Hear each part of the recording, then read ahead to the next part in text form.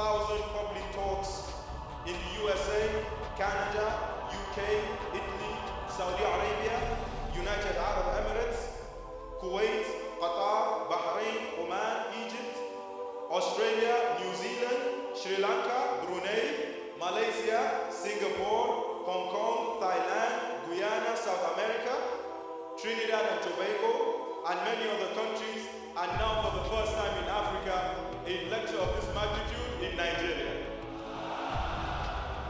He is ranked in the top 62 list of the 500 influential Muslims in the world, published by George Washington University in the year 2011 and 2012.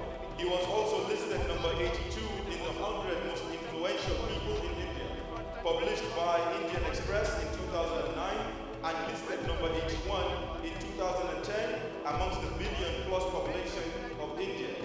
He was listed number 3 of the top 10 spiritual gurus of India in 2009, and he topped this list in 2010. And over 100 million viewership, of which 25% are non-Muslims. In its footsteps, he launched Peace TV Movement. My dear brothers and sisters, help me give a resounding welcome to our honorable guest, Dr.